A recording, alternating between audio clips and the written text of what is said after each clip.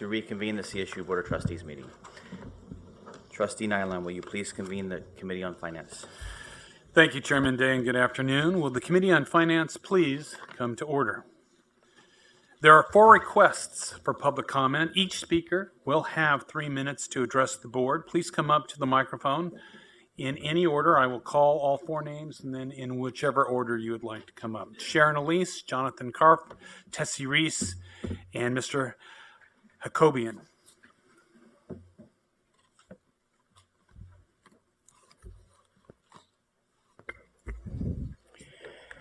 My name is Jonathan Karpf, and I've taught anthropology for 30 years at San Jose State University. I'm also an Associate Vice President for the California Faculty Association. I'm here today to address the historic funding increase for the CSU that the governor has proposed for the coming fiscal year. This is a big step towards correcting years of chronic underfunding that became a demoralizing way of life in this public university. As I'm sure all of you know, CSU faculty and students have worked long and hard, talking with the constantly changing roster of legislators and a long succession of governors about the need to fully invest in the CSU. We have consistently been there, arguing that it's madness to starve the engine that drives the California economy. And that advocacy has been vitally necessary to get us to this moment. As you know, many times these meetings, including just last year, CFA called on you to be more forward-thinking in your budget requests. Specifically, that meant that your need to ask for what the CSU system actually needs to live up to our core mission, which is to teach California students. I would very much like to commend those of you in this room who broke with that practice of sending the minimal budget requests that we all knew were not enough. Instead, you made a request for the money that the CSU really needs, and it paid off dividends. We should all take to heart that when you ask for what you actually need, you just might get it. So let's end that long, withering practice of asking for less because it's made sure that CSU always got less than it needs. It also helped that then Lieutenant Governor Gavin Newsom attended trustees meetings and actually listened to both you and to us. For 8 years, he spoke about what the CSU needs and to do its job as a people's university. He, like CFA, argued strongly against balancing those needs on the backs of the students through tuition increases. And as governor, he has included a tuition freeze in his budget plan, and I'm very gratified to see that Chancellor White has corroborated that. CSU faculty campaigned hard to get him elected, and now as governor, he's showing he recognizes the importance of this public university system. We are very pleased that CSU will get an additional $562 million, with $300 million of that being ongoing funds as a result of this long-term advocacy for the CSU. But our CFA members will be watching closely to see that you use this money wisely. That means focusing spending on our core mission to teach, to provide a broad opportunity for Californians to get a university degree. And how is this done? It's not magic. We in CFA argue it entails making sure that students have access to the CSU, so enrollment has to grow and not simply FTES. It means students must be able to get the classes they need, so additional class sections must be opened up and offered. And it also means investing in the faculty. It means hiring more tenure-line faculty who can guide students over the years to the successful completion of their degrees. All of these measures will support the graduation initiative because they enhance learning opportunities for students and without diminishing standards. But the conditions under which students live also make a difference to their success. Students cannot focus on learning when they lack safe and adequate housing, or when they don't have enough to eat, or when they need help from mental health counselors to stay on track.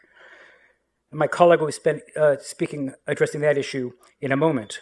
So there is much to do that focuses directly on the CSU's core mission with this additional money. We now have an opportunity to do better. Let's all be smart about it.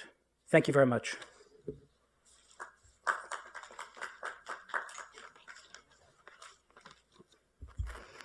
I'm Sharon Elise, a professor at CSU San Marcos and an associate vice president of CFA.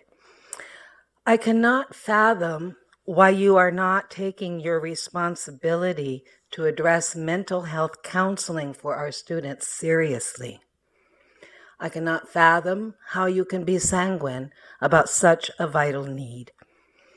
Your budget request asks for $15 million in one-time money to address housing insecurity and food insecurity and access to mental health care for 23 different campuses. You know that amount is insufficient and one-time money doesn't meet ongoing needs. Last week, a state senator asked Department of Finance staff why the governor's budget listed an item for mental health counseling in the UC, but there was no such item for the CSU. UC Regents asked for more mental health funding, and they got it. The CSU administration made no such request. We all know you don't get it if you don't ask for it. A closed mouth doesn't get fed. Mental health services are fundamental to the graduation issue. We know you care about that, as you have devoted millions and a great deal of time to the graduation initiative. So here is something you can do, not too complicated to understand. Quality and timely mental health care can make the difference between students graduating and not graduating. Our CSU students are under tremendous personal and financial pressure. They are not dumber than students were when you went to school. They are shorter on money. They worry more than you did about how they will make it through school. Our paper, Equity Interrupted, said that as the students got darker, the funding got lighter in the CSU. As we address that, we must realize student needs now include addressing the everyday racism they find on our campuses, as in our society. That means we need to address their mental health needs. In a study by CSU San Marcos grad student Tasha Lewis, Black students said cultural appropriation and racial mistreatment affect their mental health and are a major source of stress. But they avoid mental health services due to the lack of Black mental health practitioners. It is wrong to make students wait weeks, even months, to see a counselor. It is wrong to deny students of color face unique challenges to their mental well-being, challenges heightened by our racial climate. It is shameful only one CSU campus meets the minimum standard of one counselor for every 1,500 students. We will give you a C for that, as we award C's to student work that meets the minimum. You earn a failing grade on the ratio of students to mental health counselors on the other 22 campuses, and you earn a failing grade on your sensitivity to what is needed so our students of color can thrive. You should be ashamed of that. We are.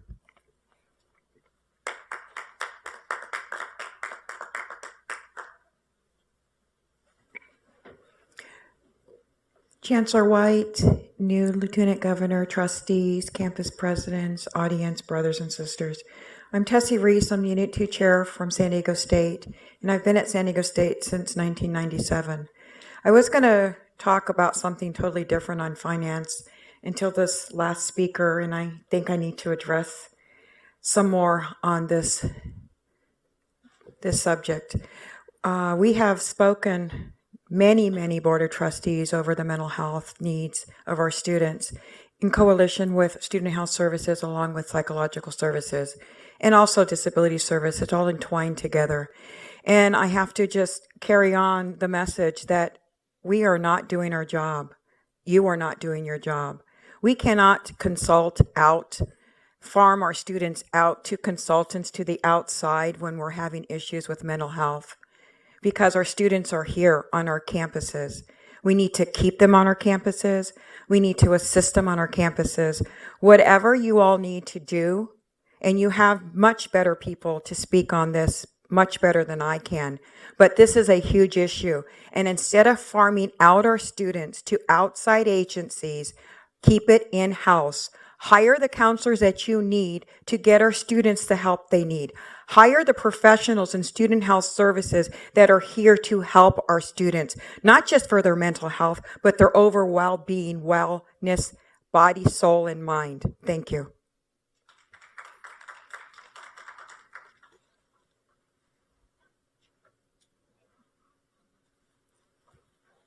Hello, my name is Ejmin Hakobian, and I'm here to share my personal opinion.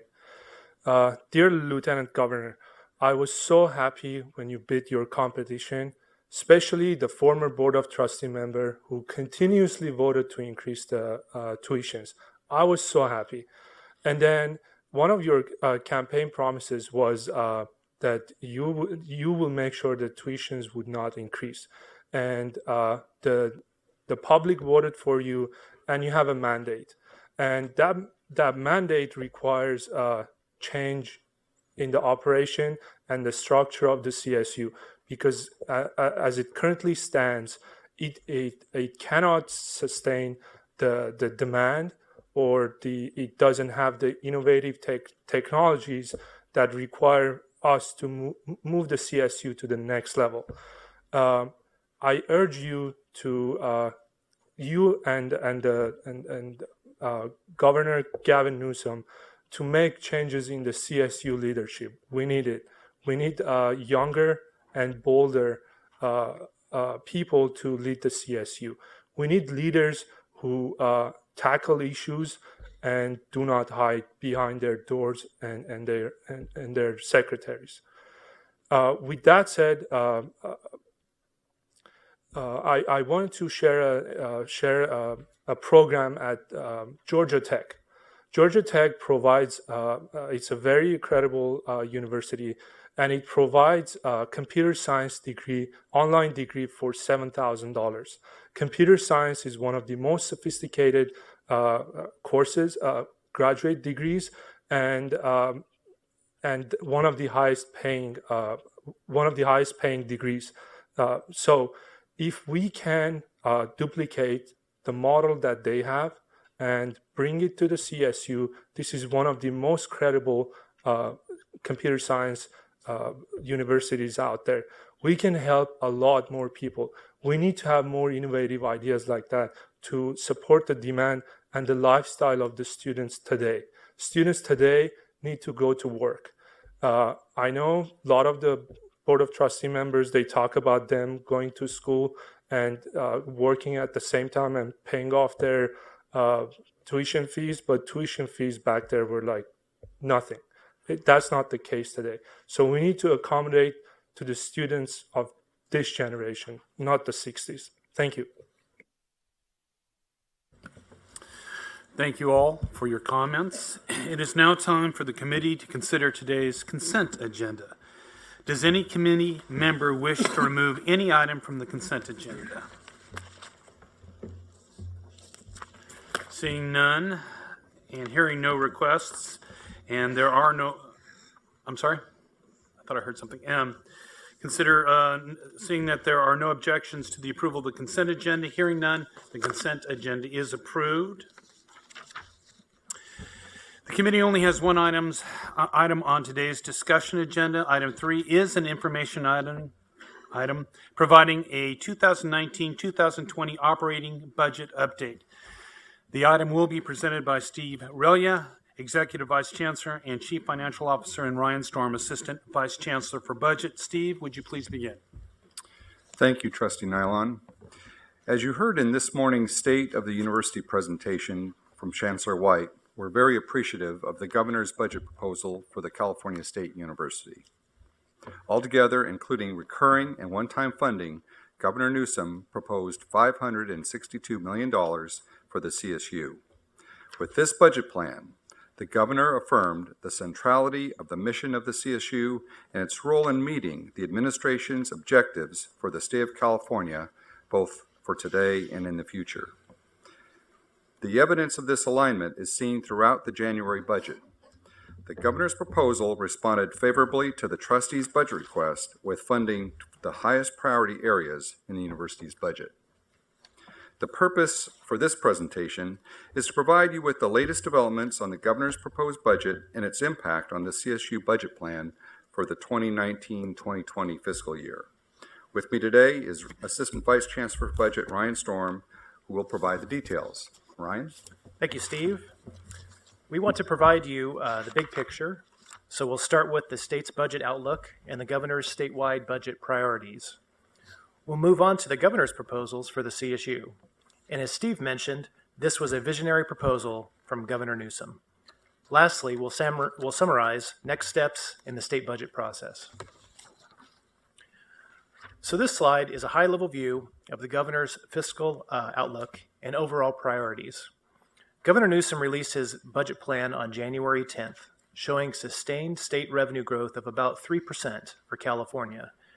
through the 2022-23 fiscal year. While this forecast is positive, it is a slower rate of growth than we have seen in recent years and is lower than the 5% that was forecasted last year. Personal income tax and capital gains tax revenues are still strong, both of which are positive factors for the state budget. When one looks at the entirety of the governor's budget proposals for 2019-20, there are three themes that stand out. First, the January proposal dedicates billions of dollars to prudent budget practices. This includes building reserves, eliminating debts carried by the state general fund, and reducing pension and health liabilities for the state and for K-12 schools. Second, there is attention throughout the proposal on assisting the most vulnerable Californians and ending the cycle of poverty in our state. Examples are expansions of working family tax credits, providing more opportunities for early childhood education for lower income Californians, and funding that helps the communities impacted by recent natural disasters. As we work our way through this presentation, you will see how this theme is connected to the budget proposals for the CSU. Third, many existing state programs supported by the state's general fund would receive funding increases, and the CSU is one of those. Now, the governor's budget proposal presents good news, but it also reflects a cautious optimism about the future.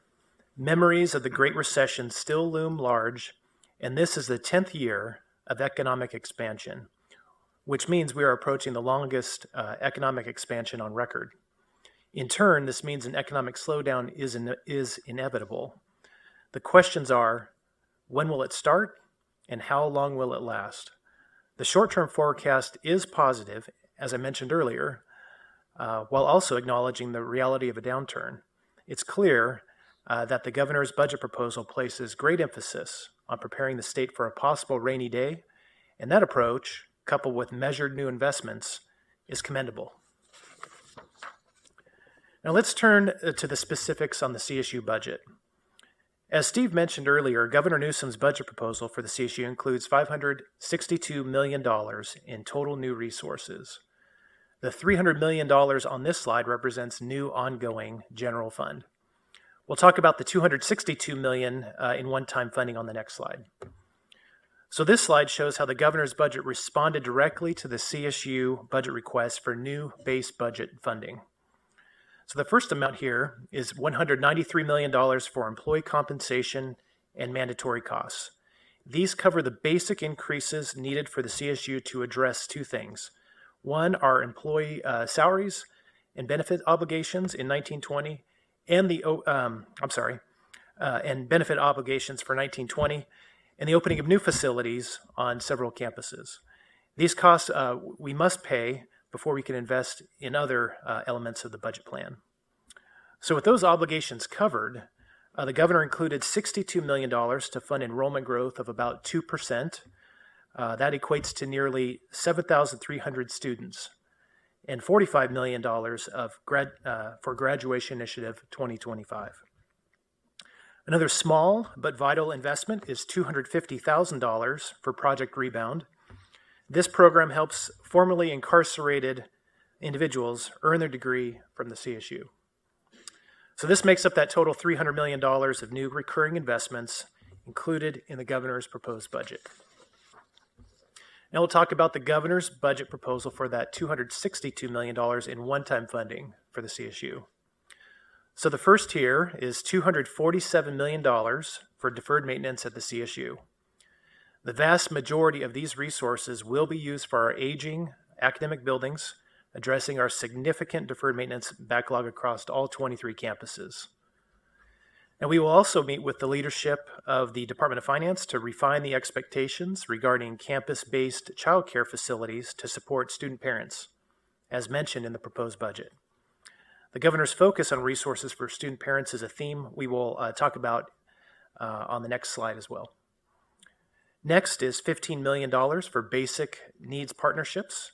Again, this shows where our priorities align with Governor Newsom's priorities to ensure that all CSU students with critical needs have the opportunity to focus on their education.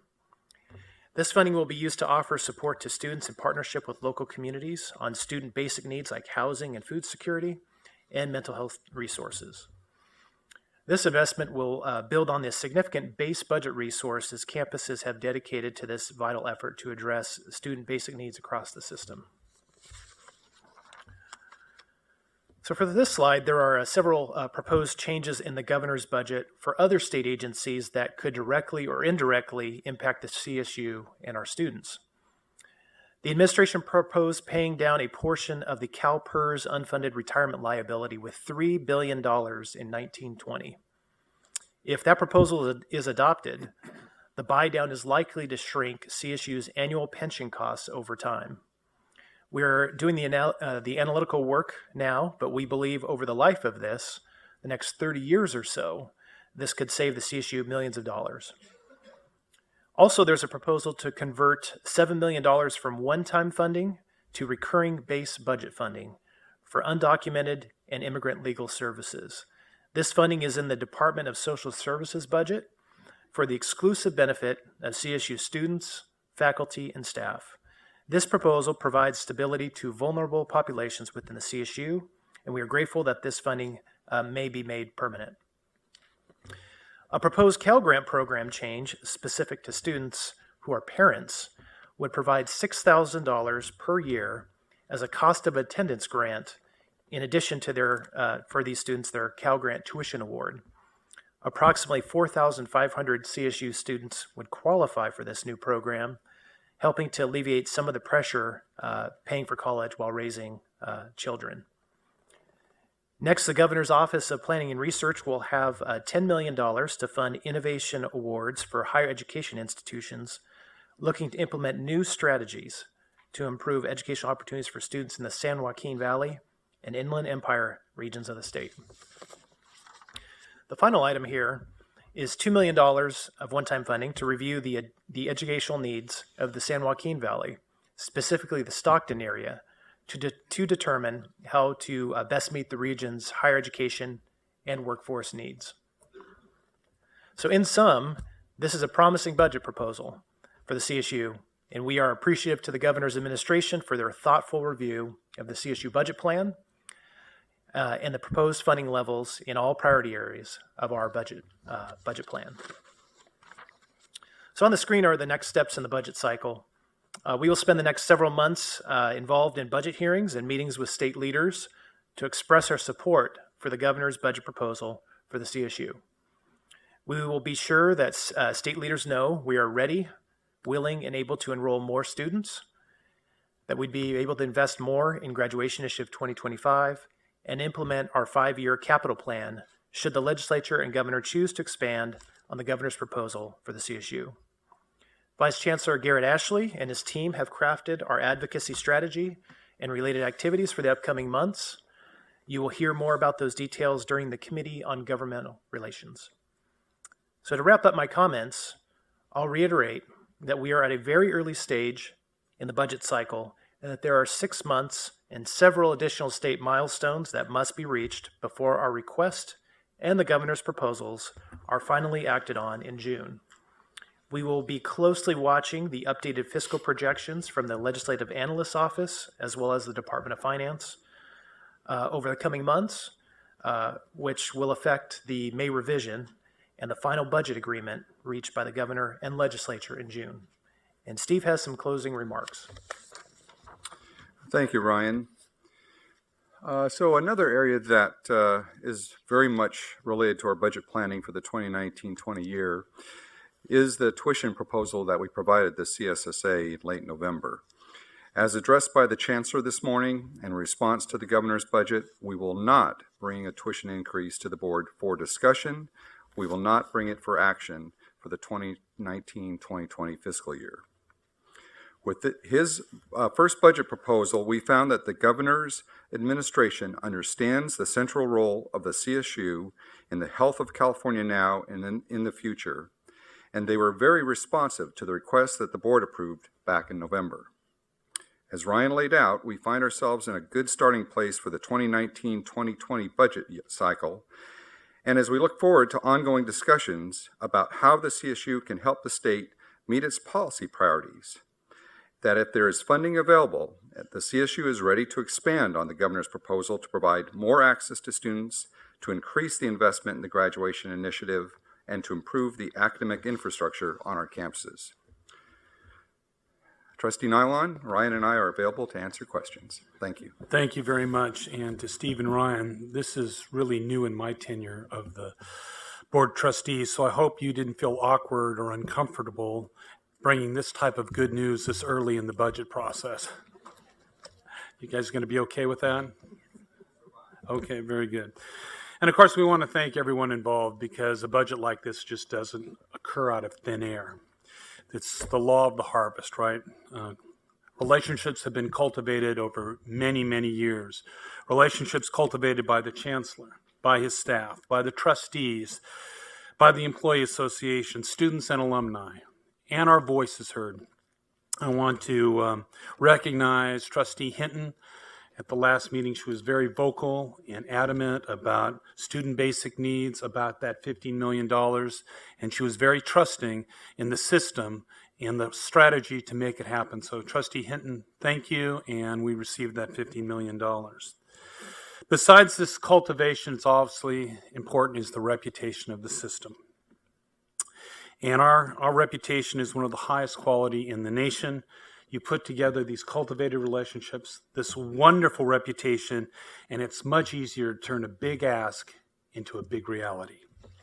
As I open up the discussion related to comments, I have a comment that I'd like to make, and this relates to something I said last year. Some of you may remember I made a comment based on the governor's proposed budget for the CSU, and I started with the concept that I'm confused. I'm confused that a governor would cut the fuel line to the largest economy this nation has ever known, that it would not fully compensate the staff, it would not pay attention to infrastructure and mandated cost needs, and the governor would create a legacy of support to the CSU that would be defined by timidity. Today, I am pleased to say that that confusion is gone. There's clarity. The new governor has come forward, and he understands that more graduates stoke the fire for a better economy. He understands and appreciates staff, and so therefore fully funds the requested compensation. He understands our mission is compromised without an investment in infrastructure and mandated cost, and so he funds those. His legacy, at least according to one trustee for 1 year, with regard to the support of our CSU system, is courageous. And so I'm very pleased to be able to be here today and recognize the fine staff here and thank the governor for his fine work. I now open the meeting for discussion, and I know that Trustee Sebelius has some comments. Thank you for your presentation. When the governor's budget came out, I opened a bottle of exquisite, expensive French mineral water to be a good role model, of course, and because of the bittersweet experience in this. I'm very, very happy about the budget. It's historic in size. It's flattering in proportion compared to the other segments of public higher education in California. And I'm indeed very, very grateful to our governor, who for many years sat on the Board of Trustees and who understands the challenges and the monumental task that the CSU faces. Still, when you look at these numbers, we are still approximately $150 million short of our requests. We are $30 million short in the graduation initiative. We are short in the enrollment growth funding, and we did not get $80 million with which we wanted to take out a bond to address our deferred maintenance needs. Now I understand that in 2020 we want to have a big bond on the ballot that may or may not pass and eventually then kick in 2021, the earliest. But we have deferred maintenance needs now, and they grow by the hundreds of dollars every year. So we still have work to do. When we ask for our budget, although it was much bolder than it was last year, we always ask to cover our absolute needed expenses, the increase in our cost, the just what we barely need. But there's also, we also need money for innovation. We need money for new projects. We need money for new technology, for expansion. So we still have a hard work ahead of us in order to advocate and to lobby for, first of all, to maintain what the governor has generally proposed to us, and to get more to tackle the task and that are ahead of us and our aspirational goals. So I hope that in June, then I can open a different bottle of exquisite, expensive French something. Thank you, Trustee Sebelius. Chairman Day. Well, I don't know if anyone else had comments. I just wanted to offer, again, I think both of your sets of comments, I would fully associate myself with those. I would just want to offer my thanks as well to, well, I'll say for the governor, but certainly for our chancellor to begin with, and his executive team, and all of the collaboration that has occurred with students, especially faculty, staff, administrators, alumni who have been part of this effort for the last 4 to 5 years. It's been a long road, and maybe some of us didn't expect us to be where we are today. I hope we're here, if not in a better position in June. I think we will be. I would like to publicly thank the governor as well. I've said so in other private settings since his announcement of the budget, but you look at the pressure that the governor and the state legislature are under with all of the other requests and needs, from housing and affordability and housing availability to infrastructure, healthcare, childcare, in-home support services, and all of those programs that are critical, as the governor laid out, to end poverty as we know it in this state. And to be able to be in this position where our mission statement aligns so closely with his, as the chancellor said earlier, is a very fortunate moment in time. And I think everyone deserves to take a moment of thanks for all of the effort that went into that. And then when you look at what the governor's accomplished with this budget, not only giving us the largest single one-time and ongoing investment in the history of the CSU, I don't want to repeat this too publicly, but I think it's the largest percentage from any state program in the budget. I'm not sure about that, but it certainly looked like it. We certainly have the needs when we're turning away 30,000 students every year, but we will start with where we're at and continue to make progress and improve where we're going, so that we honor that commitment to the state as a whole and to the taxpayers of California. And then just to close, to realize that he's done this while projecting a conservative rate of growth of revenue, as I understand it, which is, I think, smart, while also paying down more debt than he's required to, while also paying down more into the reserve fund than he's required to, and to still come out on top where we are is a testament to the CSU family and its advocacy efforts. So we'd like to just send thanks all around, and finally to Chair Nyland with the Finance Committee and your effort with Trustee Taylor, who's not here right now, in laying this strategy out. Want to compliment you as well for keeping the pressure on this board to be vigilant. So thank you. Trustee Kearney. Yeah, I have just a couple of kind of fine-grained questions. So 2 speakers spoke about mental health services on our campuses. And we just approved the use of the lottery funds. Can lottery funds that go to the campuses be used to enhance mental health services?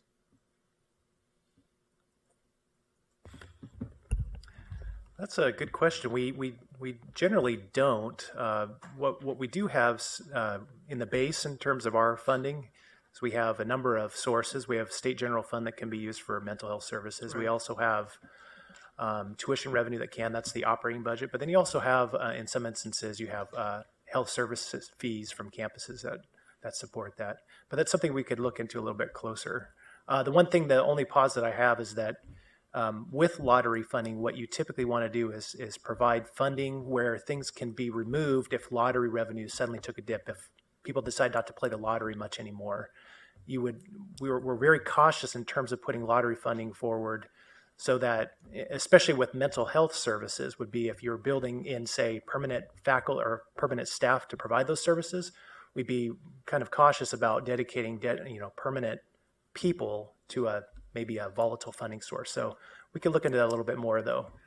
I mean, after this many years, the lottery funding is not certain, but we can be fairly confident that it's going to continue at a certain level because it has for quite a few years. And I noticed that in the report, it tends to be used for it appears that it's used for one-time things primarily. But, you know, we really need to bring some focus to that area. And, you know, the way we do, well, in the governor's proposal, which is generally wonderful, it doesn't appear to me that there are funds that are readily used for that purpose because the funds are put in these pots. And so that's why my thoughts went to the lottery money as one potential source. Also, on the Trustee Carney, enrollment, could I just interrupt just for a second in the context of your query, which is a really important one? And that is, let's not lose track that the budget conversation today is the augmentation of our resources, Right. not the totality of our resources. And the campuses are investing currently money in student well-being across the board, including mental health, in a much higher number than the numbers that appear in the augmentation. And in last year's $75 million investment in the graduation initiative efforts that are underway this current year and ongoing, I believe it was 6.6 or $6.7 million of that 75 went to the category of student well-being, which includes issues around nutrition, housing, mental Right. health, and so forth. So I just want to be certain we don't lose track of the ongoing budget, which is a different number than the one we're discussing in this presentation. And right. Thank you. My other question has to do with the use of the enrollment, the increase in enrollment. We have a lot of majors that are impacted, and nursing is impacted on every campus. Is there any way, is it appropriate? And if so, is there any way to use enrollment growth money to also address these impaction issues?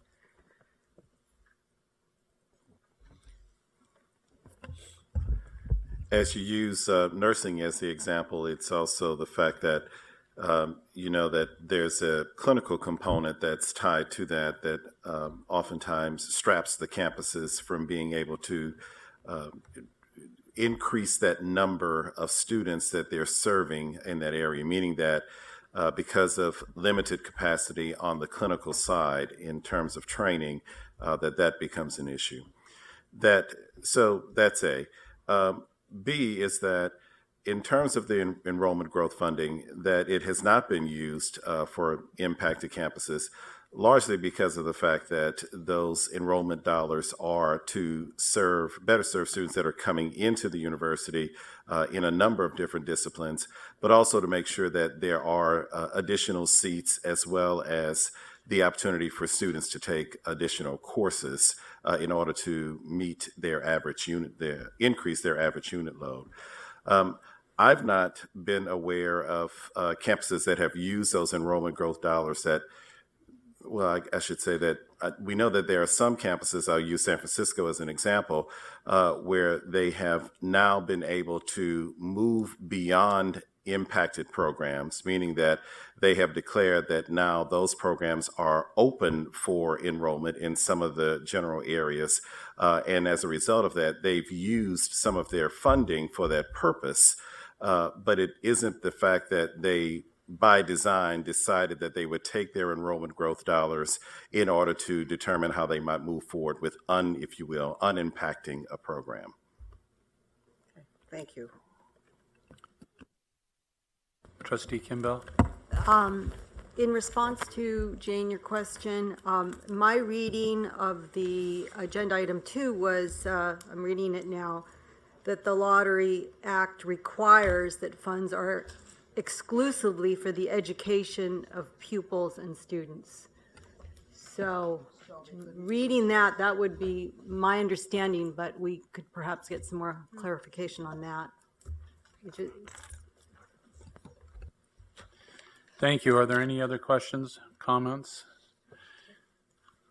Seeing none, then Chairman Day, that concludes the business of the Committee on Finance. Thank you, Chair Allen.